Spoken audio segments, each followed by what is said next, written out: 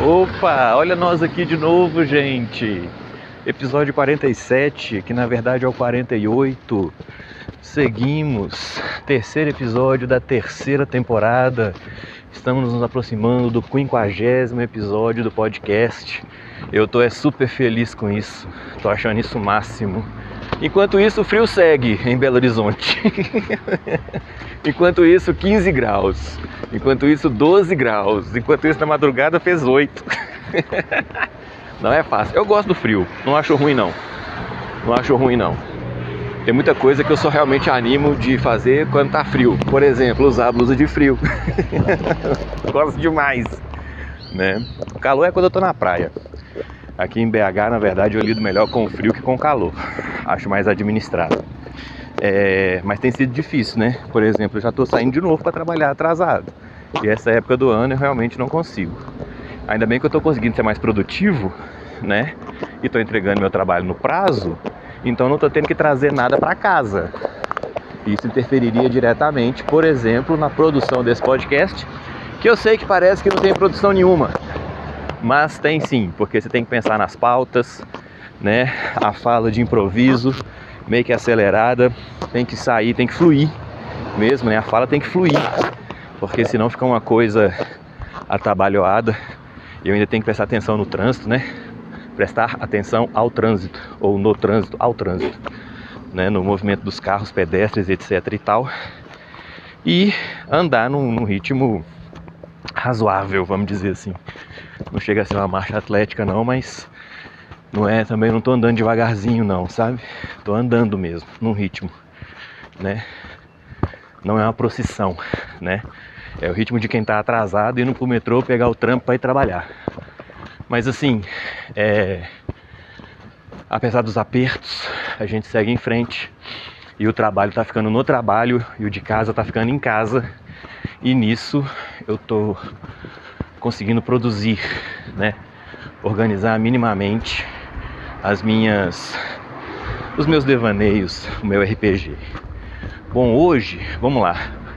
Penúltimo episódio, eu dei uma introdução a respeito de por que tem que ter o sistema e o cenário, e de como que cenário e sistema refletem uma atitude perante o jogo, né? Uma atitude, um approach, né?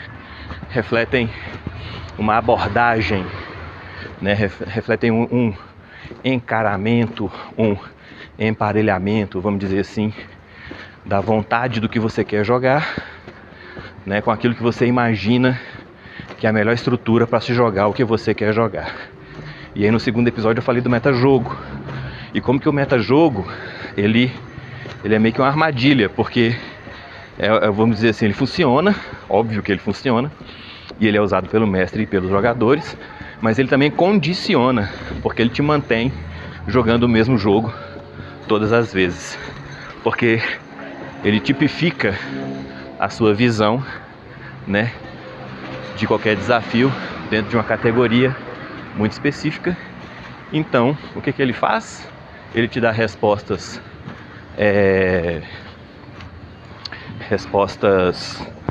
repetitivas, né, para problemas variados.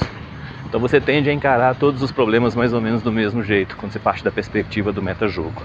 E aí, quando você já emendando, porque esse episódio vai ser sobre o que é a tal da progressão, evolução vertical, e o que é a tal da progressão ou evolução horizontal, né? Eu já vou partir desse vínculo com o metajogo. O metajogo, ele te coloca basicamente para reagir dentro de uma rotina de segurança. Eu já sei que tal negócio é assim, e a melhor resposta para tal negócio é assado. Aí você está sempre enxergando tudo como sendo assim e sempre agindo assado, né? E aí pronto, você nunca sai desse churrasco, né? Só que até churrasco de picanha, se você for comer todo dia, ele vai ter um dia que você vai olhar assim e falar, pô, picanha de novo, né? Então aquela vai perdendo o sabor, por incrível que pareça. Aquele sabor repetitivo vai te exaurindo ali, vai te nauseando, vai te enfastiando, te deixando ali desagradado da situação, né? E ao mesmo tempo, esse ritmo de vamos dizer assim, trabalho, né? esse ritmo de dedicação, de labor, de esforço, ele acaba por pautar também a progressão e evolução do personagem. Porque se você já tem, vamos dizer, o metajogo típico pro primeiro nível, quando chegar no segundo nível, seu personagem melhorar um pouquinho os seus fazeres e os seus poderes, acaba que isso apenas agregará ferramentas ao seu metajogo, sabe? Então, por exemplo, um oponente com o qual... Um oponente pode ser uma criatura, pode ser uma armadilha, pode ser um obstáculo físico, pode ser um tanto de coisa, tá?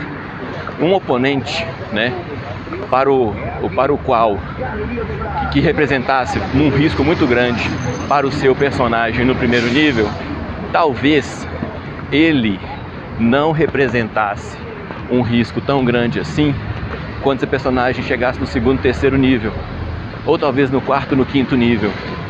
E aí talvez no quinto nível já não represente risco nenhum. Só que você quer saber? Seu personagem não sabe de que nível ele é. Não faz sentido, sabe? O seu personagem não tem uma ficha de personagem dele mesmo, que ele olha assim e fala, agora eu já sou de quinto nível, então eu não tenho mais que ficar titubeando com relação a isso aqui. Entende? Então não adere. Não é porque você está com um personagem que evoluiu verticalmente de nível que você vai conseguir estabelecer uma relação com os desafios da aventura. Uma relação segura, vamos dizer assim.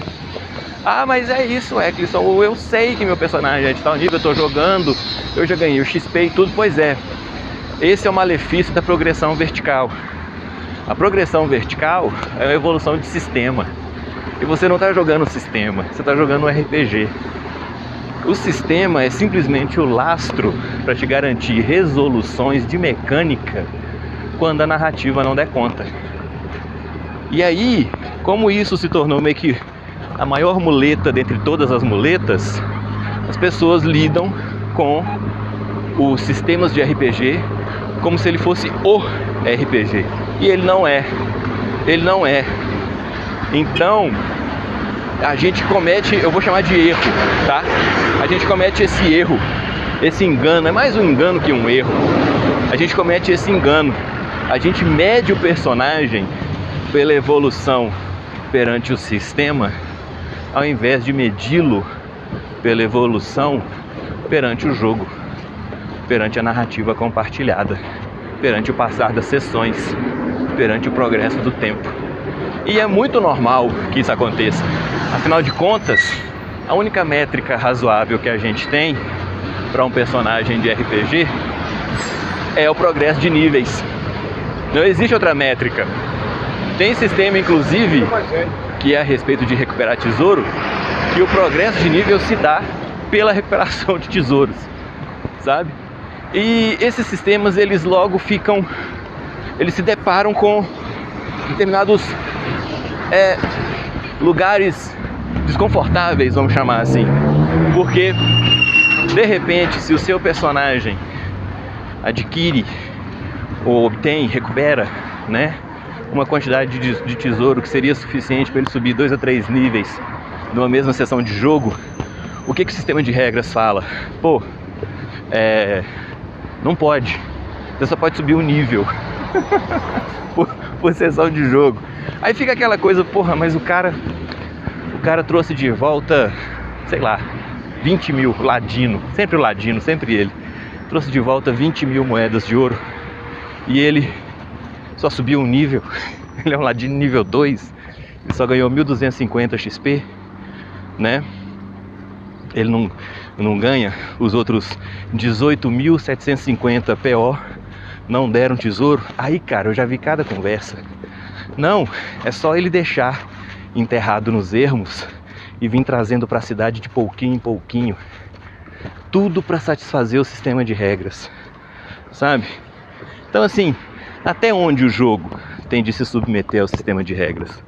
Simplesmente para agradar o sistema de regras, simplesmente. Até onde tem de se transigir para agradar o intransigente? Porque o sistema de regras é intransigente, né? Quando ele simplesmente diz, porque sim, que você não pode subir mais de um nível por sessão de jogo, ele está dando digamos assim, um normativo que não tem justificativa razoável nenhuma na história, não é? Então, nesse ponto, a gente tem uma sobreposição muito desagradável. A gente tem a sobreposição de um sistema de regras sobre um jogo jogado. Eu estou jogando uma one shot. Ela vai durar 6 horas, por exemplo. Se eu quiser que os personagens subam de nível a cada 1 hora, comecem no primeiro nível e cheguem no final da sessão no 5º nível, 6º nível, para enfrentar um problema cabuloso, como que fica perante essa regra? Qual que é a ferramenta que o sistema me dá para eu alternativamente realizar essa progressão? Não tem. Não tem. Ah, Eckson, mas isso é um caso específico. Sim. Sim, é um caso específico. Esse que eu falei é um caso específico.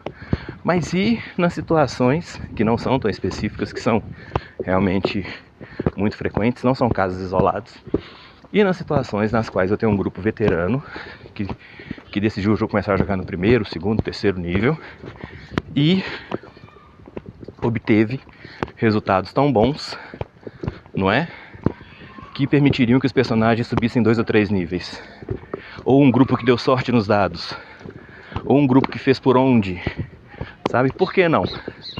Por que não jogar os níveis para cima? Porque o sistema não quer, o sistema não deixa. Então, como o sistema vai pautando o RPG e como o sistema só tem a evolução vertical, o que você tem? A única medida que as pessoas têm de conhecer o próprio personagem é a partir da avaliação da ficha de personagem no que se refere a essa evolução vertical. Fora disso, ninguém sabe nada. Então, fora disso, o jogo some. Então, o prejuízo nessa hora é imenso. Porque, de repente, a única coisa que importa dentro do jogo é o tanto de XP que o seu personagem acumulou.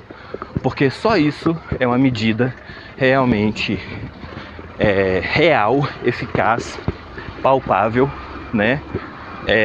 Repercussiva, vamos dizer assim, dentro do jogo de RPG. Inclusive, tem um certo caráter universalista, né? Você pode sair de uma mesa e ir para outra e todo mundo vai entender que o seu personagem não é iniciante. Por quê? Porque ele já é nível 3, ele já é nível 4. Então você tem que ter jogado pelo menos umas 4 sessões de jogo com ele. É impossível chegar no nível 4 sem jogar 3 ou 4 sessões de jogo, correto? Pois então, essa perspectiva, ela tira do jogo de RPG um oceano de possibilidades. Eu estou dizendo de boas possibilidades. Eu estou falando de personagens que podem evoluir em torno do contexto onde estão, em torno do contexto por onde passam e em torno do contexto de onde chegam ou de onde chegarão, sabe? Por quê? Porque toda a presença dos personagens no mundo impacta o mundo de jogo. Só que essa evolução não se dará por níveis. O fazendeiro que você socorreu, que salvou a pobrezinha da vaca dele, ou do rebanho dele, do filho, ou quem quer que seja, para ele não faz diferença se você é um bardo nível 1, um guerreiro nível 10. É o mesmo herói para ele, sabe? E dentro do mundo de jogo a ficha não entra. Não entra os atributos, não entra as perícias, não entra os talentos, não entra os itens mágicos, nada disso entra. O nível, né? O nível, a tendência, nada disso entra. Por quê? Porque ninguém vê isso. A única coisa que os PDMs veem e que os personagens veem são as ações uns dos outros e as repercussões dessas ações. E é por isso que o jogo de RPG demanda um outro sistema de progressão, que não tem como ser um sistema tabelado, feito o sistema de evolução vertical. Porque se ele for feito o sistema de evolução vertical, então ele vai ser simplesmente um outro problema colocado de lado, né? Pega a régua vertical, né, da progressão de níveis, deita essa régua e cria um sistema horizontal de progressão de níveis. Não é disso que se trata. Não é disso que se trata. Existe um conjunto de potencialidades, um conjunto de eventos que podem ocorrer com o personagem e que podem repercutir de maneira análoga, vamos dizer assim. Dentro do RPG, falando um pouco de... Acho que a evolução vertical vocês já conhecem, eu não preciso falar de evolução vertical. A evolução vertical é a evolução pautada por níveis. São os pontos de vida, são os testes de resistência, são os bônus de jogada de ataque, esses números. São números que você pode muito bem acumular, tá certo? Essas coisas, né, elas são, digamos assim, autorreferenciadas. Elas são a evolução que o sistema dá para o seu personagem para que ele interaja de novo com o sistema. Elas não são do mundo de jogo, elas são do sistema de regras, né? Já a evolução horizontal, ela compreende um outro aspecto. Oi, bom dia. Ela compreende o aspecto da socialização, do companheirismo. Bom dia, senhora. Bom dia. Ela compreende uma outra situação, uma outra evolução. Oi, gente, bom dia. E demanda um outro tipo de interação. Oi, senhoras, bom dia. Bom dia. E a partir dessa outra ótica, não fica óbvio que não dá para você simplesmente deitar a régua e fazer o trem que é vertical ficar horizontal. Simplesmente não funciona. Então é uma outra aproximação. Enquanto a evolução vertical traz o parâmetro sistema para dentro do seu personagem, o parâmetro evolução horizontal vai trazer a evolução mundo de jogo para dentro do seu personagem. Vai trazer as repercussões, vai trazer as possibilidades, vai trazer os outros dois eixos, vai trazer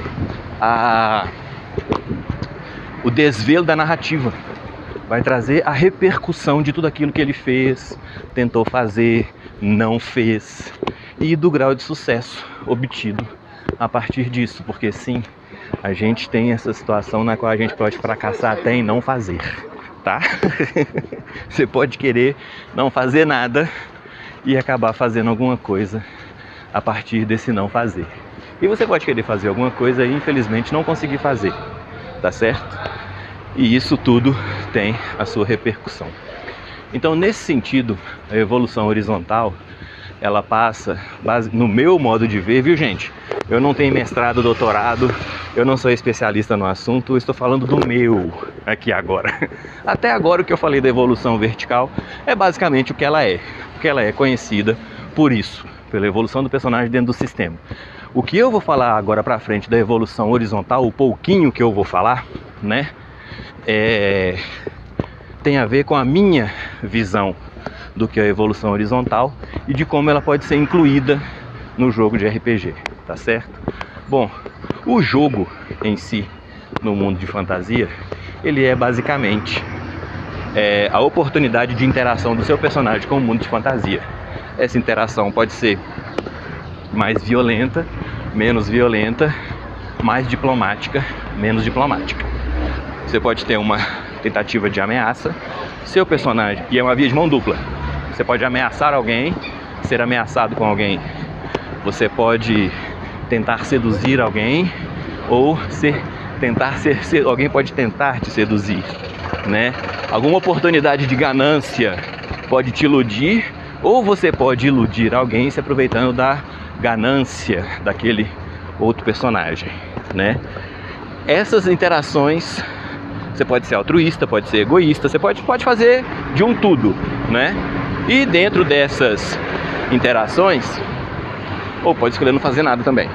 E dentro dessas interações, você pode obter o que se consideraria um sucesso, o que se consideraria mais sucesso que fracasso, ou a mesma proporção entre sucesso e fracasso, ou mais fracasso que sucesso, ou fracasso, ou nada, nenhum dos dois, né? A sua ação pode ser inconsequente também.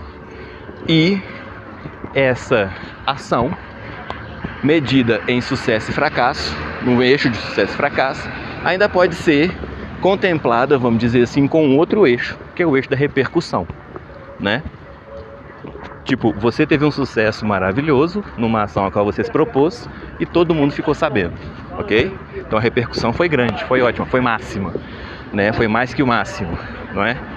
E você pode ter tido também, no outro extremo, uma ação gloriosa, épica mesmo, não é? Que você se propôs a realizar, foi bem sucedido e ninguém ficou sabendo. Você pode ser o inventor do telefone celular, que ninguém sabe quem é, entendeu? É um sucesso maravilhoso, só que ninguém te conhece. Ou você pode ser um cara feito, sei lá, Bill Gates, né? Que na verdade nunca inventou nada e todo mundo acha que ele é o inventor do computador. Ou do Windows, né? Que na verdade ele fez a primeira codificação no DOS e depois foi os programadores que ele contratou. Depois ele nunca mais fez mais nada. Steve Jobs, mesma coisa, nunca inventou nada, né? Não inventou o celular e tudo. O que ele fez foi agregar vários aparelhos dentro de um só. Não é uma invenção. Mas vai discutir pra você ver com os fãs de Steve Jobs. Os caras vão achar que você é um invejoso, que você é um mau caráter, e etc, etc, etc. Entende? Então você pode ter uma repercussão super ótima de uma coisa que na verdade você nem fez. Entende? Assim também é no RPG, assim é no mundo de jogo, assim também pode ser no RPG, né? Não que você possa inventar o computador, o smartphone, né, o tablet no mundo de RPG, mas você pode passar por essas situações todas mais ou menos do mesmo jeito, tá certo? Então, para que você consiga realizar uma avaliação horizontal minimamente funcional, no meu modo de vida, meu modo de pensar, o que você tem de fazer é avaliar esses três eixos: ação, proposta, grau de sucesso e repercussão. Então daí você começa a criar campos de efeito, áreas de alcance, né? Situações de repercussão. Sem isso você não consegue fazer. E mais importante, essas ações elas trazem em si uma repercussão latente. A repercussão que elas terão não estão vinculadas necessariamente ao personagem que as realizou. Vocês entendem isso? Então, por exemplo, se você cria uma música de sucesso, cria uma canção que as pessoas admiram, não importa tanto quem você seja, importa o tanto que as pessoas gostam da música. Faz sentido? Faz sentido? Não importa tanto o bardo, importa sim a obra.